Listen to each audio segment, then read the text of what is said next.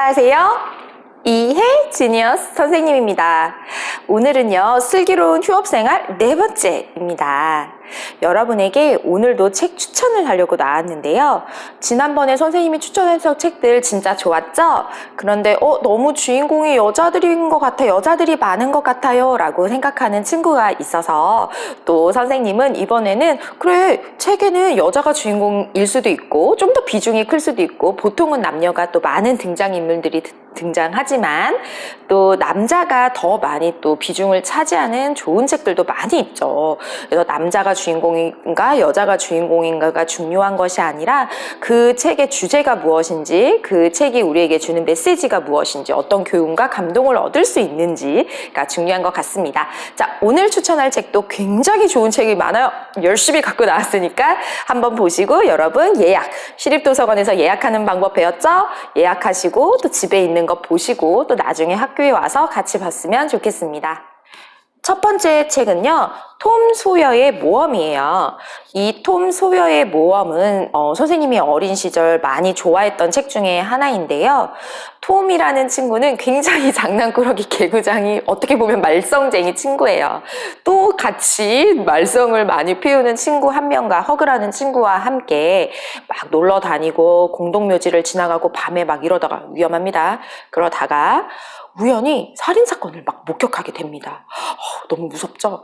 근데 그거를 인디언 조라는 나쁜 사람이 자기가 한 그 나쁜 일을 다른 사람에게, 술에 취해 쓰러져 있던 사람에게 뒤집어 씌우는 과정을 목격하게 되고, 이 일을 어떻게 하면 좋을까? 우리가 괜히 잘못 말했다가 저 사람에게 잘못될 수 있지 않을까? 라고 막 고민에 빠지게 되죠. 그래서 재판에 섰을 때 인디언 조가 막 거짓말하는 걸 보고 참을 수 없었어요. 그 정의감이. 그래서 일어나서 사실 무서웠을 거예요. 살인범이니까요. 사실 저 인디언조가 이렇게 범행을 저질렀다고 허그와 같이 그 증언을 하게 되고, 범인이 인디언조인 걸 알게 되지만 인디언조는 그 자리에서 도망을 치게 됩니다. 그리고 또 인디언조가 예전에 숨겨놓은 그 돈도 발견하게 되고, 이 돈을 사실 발견하고 톰과 허그는 굉장히 많은 근심, 걱정, 그리고 고민에 쌓여요. 이 돈으로 내가 평생 돈 걱정 없이 일하지 않고 막 놀고 먹고 살아도 되는 거 아니야?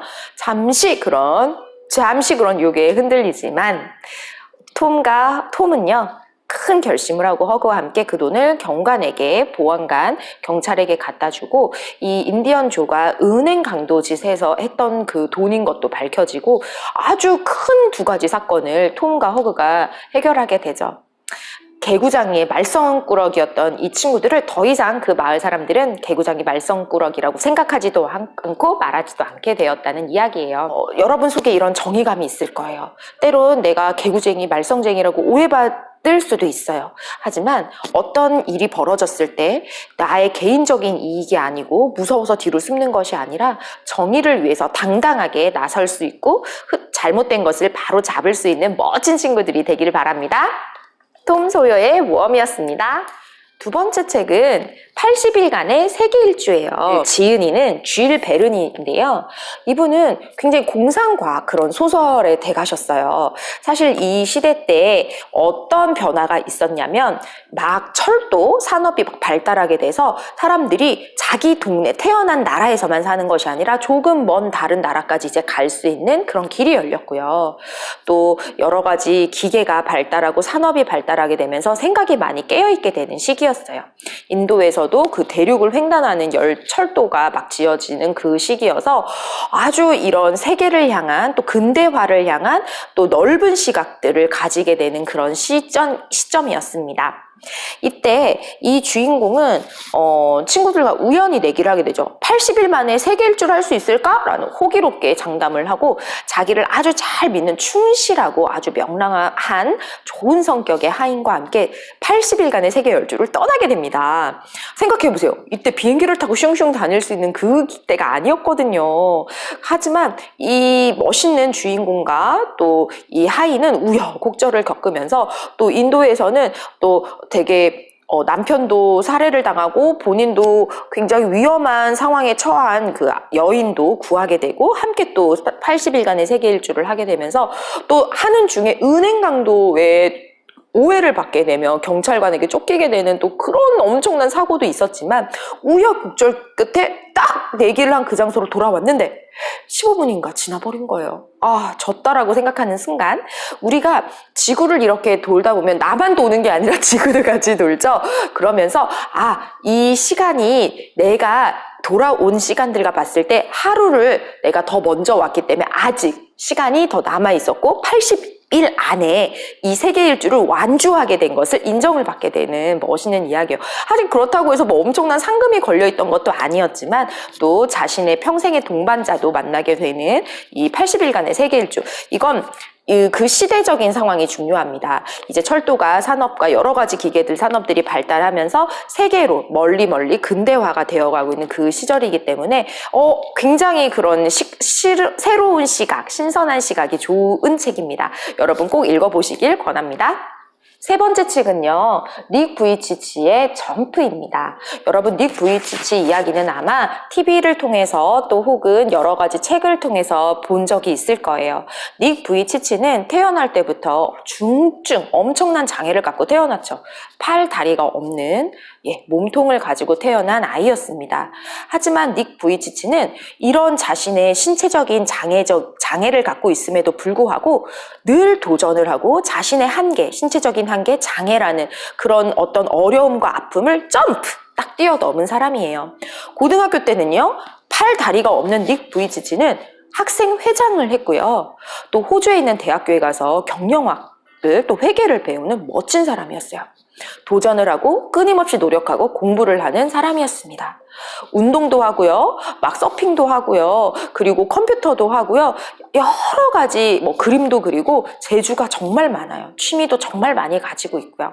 이런 닉 부이치치가 어떻게 해서 그런 사람이 됐나? 분명 닉 부이치치는 자신의 한계, 사람들의 놀림, 그리고 자신의 신체적인 한계 속에서 좌절하던 때도 있었죠. 당연하죠. 하지만 어떤 선생님의 강연으로 인해서 그 닉 부이치치는 삶이 바뀌게 됩니다. 자, 선생님이 한번 읽어줄게요. 레기 뎁스라는 선생님이 자신의 삶 어떻게 변했는지의 강연을 듣고 나서 이 책 122쪽에 있는 이야기입니다. 닉은 새로운 미래를 향해 더 힘차게 나갈 힘을 얻었어. 내가 장애인이라는 이유 때문에 얼마나 많은 시간을 과거에 매여 있었던가. 나도 레기 선생님처럼 다른 사람들에게 좋은 생각을 심어주는 사람이 되면 좋겠다.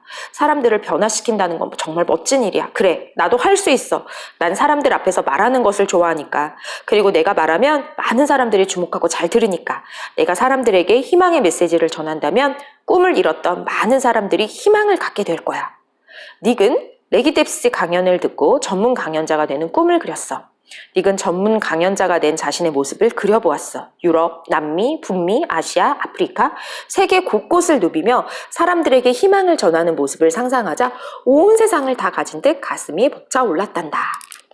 진짜 닉 부이치치는 자신이 그 강연을 듣고 감동을 느끼고 삶의 변화를 받아들이고 결심하면서 자신이 꿈꾸는 미래, 생생하게 꿈꾸는 그 미래대로 되었습니다. 닉 부이치치는요, 세계적인 베스트셀러 작가이자 전문 강연자예요.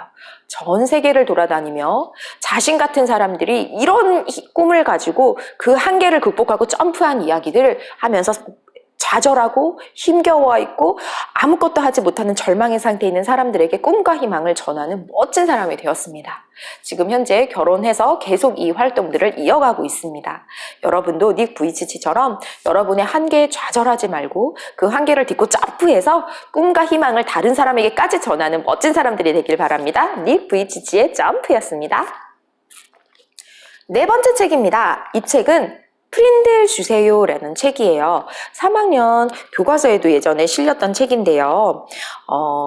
닉이라는 친구는 아주 엉뚱한 친구였어요. 창의력이 많은 친구죠. 재밌는 친구인데 때로는 그 창의력과 많음과 엉뚱함과 그런 것들이 규율과 전통 또 문법을 중요할 수밖에 없는 국어 선생님 그레인저 선생님에게는 매우 힘든 일이었어요.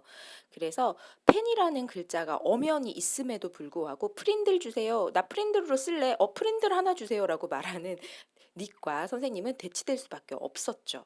그런데 이 고리타분한 교실에서 이 배운 생각을 총명한 아이들이 세상에 실험하는 이 창의로운 모습을 지켜보는 게 이 교사로서 꿈꿔온 거라고 생각하면서 이 자신의 본분은 다 지키면서 또 우리 닉이 꿈꾸는 이 프린들이라는 새 단어를 밀어주게 됩니다. 결국 이 닉이 만든 이 프린들이라는 단어는 너무너무 유명해져서 많은 사람들의 이야기에 오르내리고 막 방송도 타고 이러면서 되게 유명해져요.